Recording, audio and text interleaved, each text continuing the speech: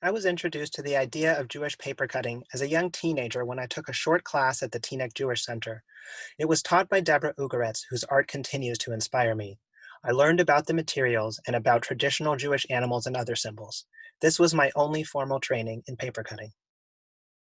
My very first paper cut was a buffalo, and I made a lot of other animal paper cuts, but I also made a lot of simple Jewish style paper cuts as well. In recent years, I've mostly been inspired by Hebrew words and phrases or by abstract concepts, especially those connected to social justice.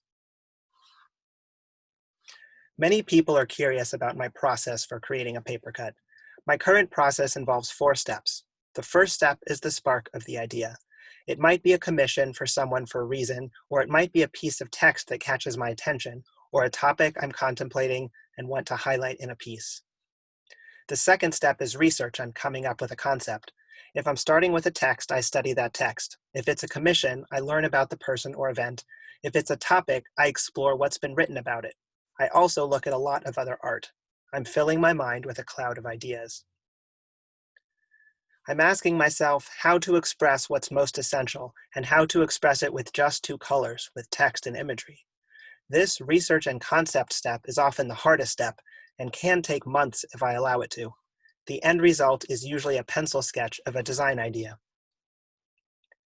Step 3 is creating the actual design. First, I type or draw the words in Photoshop, then I cut out each letter into its own layer and arrange each one in just the right spot, often rotating or resizing it in order to get it just right. Each letter has to be legible, but also connected to something else. Working from my pencil sketch concept, I get into the details of the design, often doing a combination of drawing, scanning, and Photoshop work until I have a finalized design in only black and white. If this doesn't go well, then I have to go back to step 2 and come up with a new concept. The fourth and final step, cutting, is actually usually the most straightforward and uncomplicated step.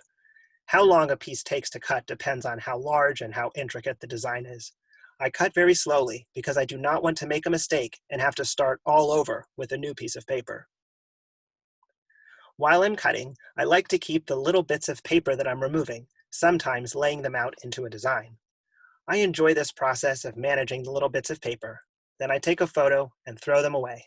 It's a practice in letting go. In recent years, I've been creating a lot of paper cuts inspired by Hebrew text from Jewish religious tradition. The texts that catch my attention are often in songs or in the Torah or Haftorah text that I read on Shabbat morning in synagogue. The words often stick in my head or pose some conceptual challenge.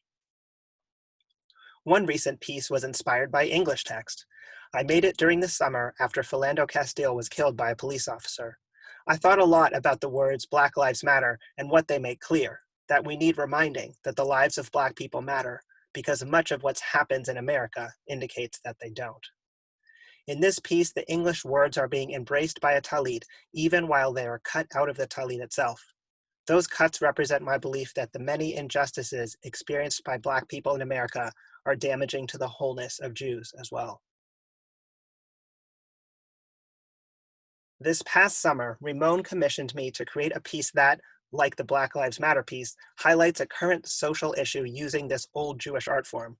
I knew I wanted to create something about racism and incarceration and policing, but struggled for months to narrow down my ideas into something that felt coherent. I played with so much imagery while coming up with a concept. The Supreme Court building as a jail, Jews as talitot, Jews as doves, prisoners as doves, chains, Torahs, hands, shackles, a talit breaking bars, a Torah breaking bars, a Torah in chain, and on and on. Nothing felt right. During this time, I was quite taken with a Yiddish text from a women's tekina printed in New York in 1916. It invokes Joseph and asks God to free from their shackles all who are imprisoned. Ultimately, it was this text that showed me the way to go.